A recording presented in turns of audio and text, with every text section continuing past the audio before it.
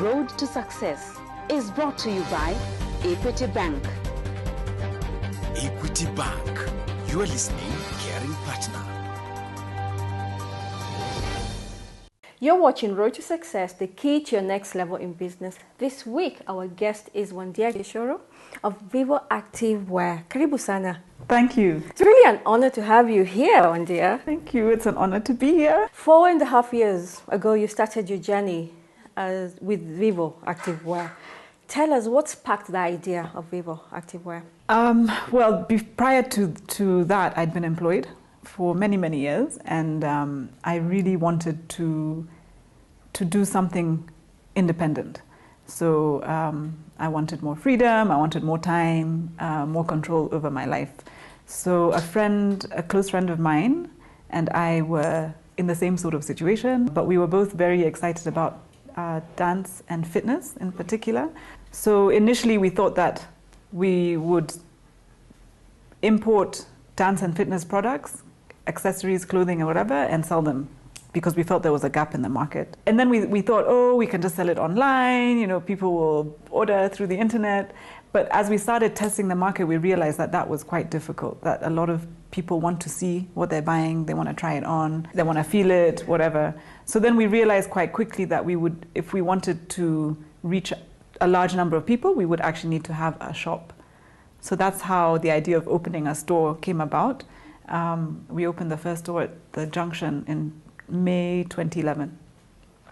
But we also knew, because mall rents are high, that we might not get enough sales simply from the specialized dance and fitness. So then we decided that we'd introduce a clothing line to complement the other products. So at least that way, even if you're not a dancer or you don't go to the gym, when you walk in, you'd find something that you like. Do you still maintain the dancing? The dance line that we carry is almost entirely focused on children and almost entirely on ballet. And the girls love it, they like to put on those little pink yeah, they look cute. I've silly seen them. things. They feel like a fairy princess. Yeah. And so that we actually do find quite a lot of demand for. And we try and carry a nice range of different styles. But so that the dancewear has really become quite narrow, because in the beginning we were bringing tap dance shoes, jazz sneakers, hip hop, whatever. But we found we would have to, because we were buying it wholesale, we'd have to buy in bulk, and then we just couldn't move the product quickly enough. Wandia, who do you target with your clothes? Because you have a particular style and design. We definitely target professional women. They don't necessarily need to be young, but you sort of need to be young at heart, enjoy sort of color and, looking a little bit, sexy and attractive and whatever. So we find that most of our clientele are Kenyans between the ages of about the mid-20s to the late 40s, early 50s. Because the clothing is relatively simple, you can dress it very differently. So even you might find a 25-year-old wearing something and a 50-year-old wearing the same thing, but you wouldn't even recognize it because of the way they'll style it, what they'll choose to wear it with.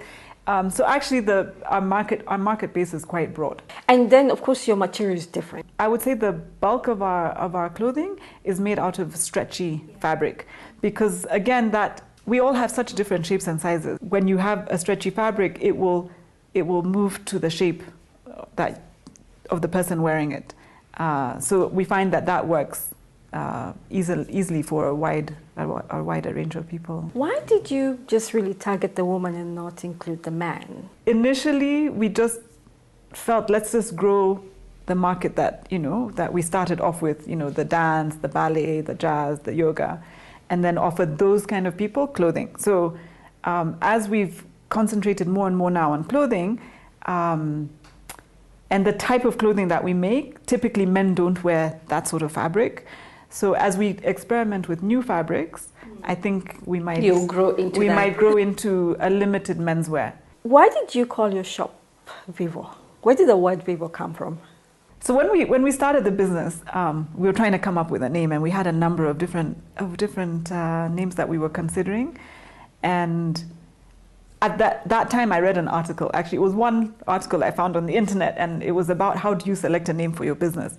And one of the things it said is, try and find a name that's very simple, easy to pronounce, with any language, and preferably a name that not everyone will assign a meaning to it.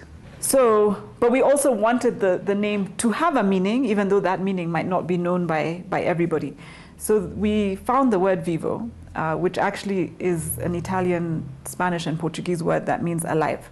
What about the locations? You have grown within the years. Yeah. Tell us the different locations where we can find Vivo Activewear. At the moment, we're in 7 different locations. In Nairobi, we're at the Junction, we're at Yaya, we're at Galleria, New Muthaiga, which is on Thigiri Ridge Road. We're in Garden City, and we're also in Magharibi Place, which is just opposite T-Mall in Nairobi West.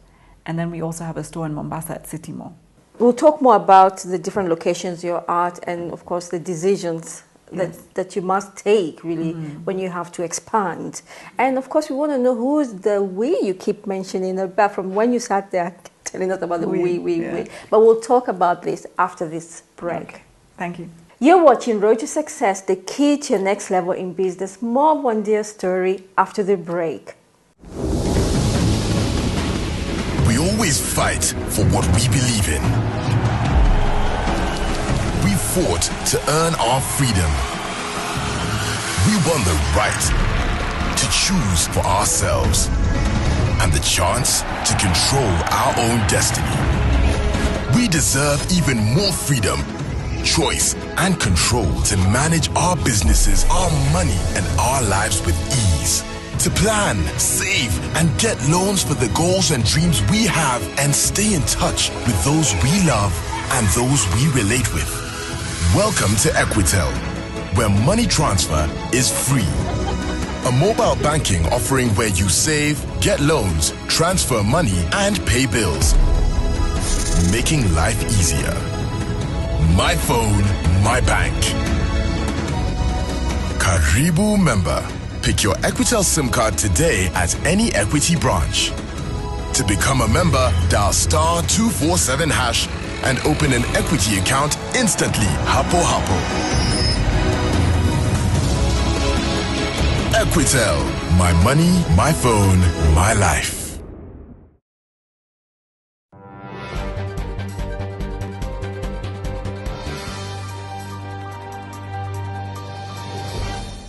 Welcome back. You're watching Road to Success, the key to your next level in business. This week, we are honored to have Wandia Gichuru of Vivo Activewear. Before the break, we were talking about the we. Who is the we you keep mentioning? So I'm a co-founder of the business, and my partner that we started together with is Anne-Marie Burugu, who's a friend. She's very fit. I mean, she's a Pilates instructor, she is a personal trainer, certified, she works out a lot, and she also loves to dance. So she was really my inspiration as well, because she got me a lot more. Partnership is not always easy, so what roles have you guys assigned yourselves? Soon after we started, within the first year, she took over her family business, which was a very big business, very demanding. So she stopped having any executive role. So she's currently a director and a shareholder, and she's also the chairman. We have a small board, so she's the chairman of the board. So she really is involved at a very high strategic level.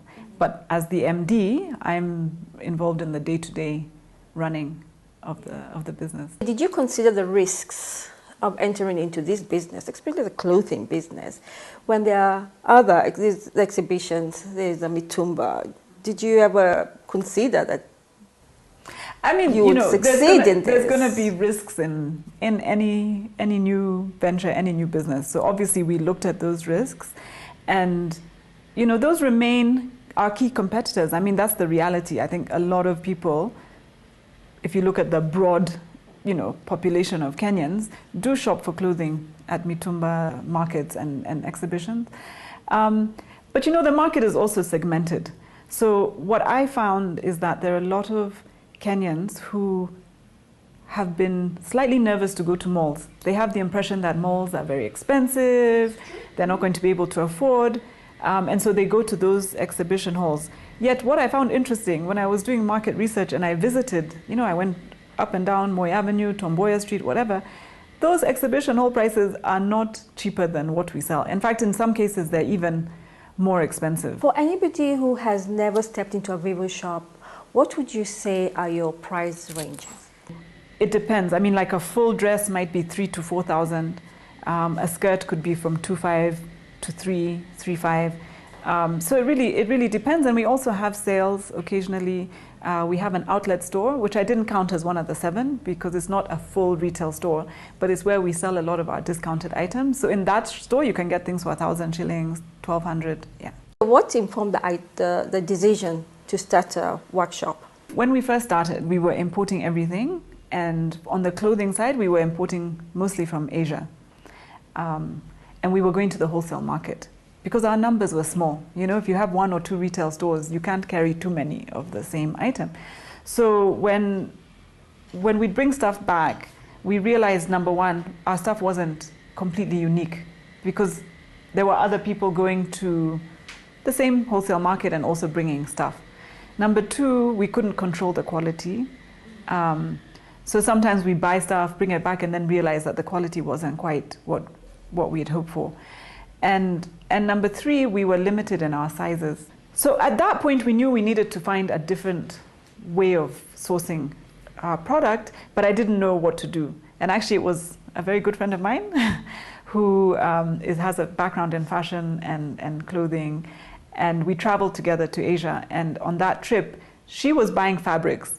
I was buying clothes, ready-made clothes. And she said, why don't you buy fabrics and make in Kenya? And I was like, but I know nothing. So it was actually a very close friend of mine, Sally Karago, who's one of Kenya's most celebrated designers and runs Kenya's top fashion design school, Mackensal. And she really was the person who encouraged me. She said, you know, it's not that difficult. Buy fabrics, come with me to the fabric market, we'll figure it out. And so that's how it started. Wandia, what would you consider as the key attributes that have contributed to your success? I think the fact that we started producing locally, so there's more and more of an excitement around made in Kenya. And so as we've moved to making more of our products here, I think people also feel quite proud that it's a Kenyan brand, you know, whatever. So I think that has helped. I think the pricing being relatively affordable and simple has also helped, so people know what to expect. We have quite a good sales team, so they work really hard to try and work with every client who comes in. They give them personal attention, try and find what it is they're looking for, and try and meet their needs. I think that has helped as well. Wandia, how many people do you work with? Currently, I think we're just about 40 people. Less than half are the sales team, so they obviously are based in the different stores. And then we have a back office team, so the management, the admin staff, people who manage inventory, who do marketing, all of that. And then we also have the production side. So the production team is about 11 or 12 people. So those are the actual tailors, they're the people who make the samples, they're the people who cut the fabrics, the people who design the patterns and do all the grading. And then we have a supervisor, floor supervisor, and assistant cutter as well. Are there any strategies that you put in place when it comes to hiring staff? The sales team, we always try to hire people who had done sales before, because I think sales is quite a specific skill set. You know, you need to have the right enthusiasm, the right energy, you're on your feet half the day. So we really try to look for experienced people. Even before we hire anyone, they have to come and at least spend a few days on the floor. Because another thing is people can interview very well. It's true. But then when you see them on the job, it's a different story. If you were to do this again, Wandia, from the very beginning, what would you do differently? I think I would have tried to get more expert advice. Biggest challenges that you have faced? In our second year, we had a major theft within the company. Some of our sales staff who were slowly stealing. And by the time we caught it, a number of months had passed. So actually the amount had accumulated to quite a significant. But it was also a very, very good learning opportunity, because we realized how weak our systems were, how we weren't really paying attention to every day, seeing where the money was going, whether all of it was being banked or not. So it forced us to relook at a lot of things. And I think when we now have much better systems because of that experience. Other challenges, like within the wider economy, I mean, we definitely felt the effects, for example, after Westgate. And even now, I mean, all it takes is people getting a text message saying, terror threat, stay away from Junction, don't go near Yaya. And you see numbers dropping. How do you deal with those kind of like external issues? Yeah, I think you just constantly are trying to stay aware of what's going on. When you know that, for example, it's a weather issue, then we really push online sales. We can deliver. Don't worry, you don't need to get wet. We can come to you. When it's an issue to do with people's, feeling a bit tighter on their budget, that's a time when maybe you can push promotions, you can offer discounts. So you have to just always be judging the situation and trying to see what's the best way to respond. And 5 years from now? I would love to open something in Kisumu, in Nakuru, possibly in Nanyuki or Eldoret. And I'd like to go outside of Kenya as well. I mean, our clothing is very appealing to modern African women. Wandia, what advice would you give any woman who wants to get into business? First of all, don't be intimidated by the fact that you're a woman. I don't think there's specific advice that should be for a woman and not for a man. Business is business. You're going to be out there competing against all genders, all ages, all races. So, any of those fears, I think you need to put those behind, number one. If you're somebody who's been wanting to start a business and you keep thinking about it and you keep talking about it and you keep writing little notes in your diary about your ideas, but you never start, it becomes more and more scary. Just start wherever you are, in whatever capacity. Thank you so much, Wandia. It was really inspiring talking to you, just hearing your story and what you're doing, not only for the Kenyan woman, but what you aspire to do for the African woman. Thank you so much for your story. Really enjoyed this. Thanks a lot.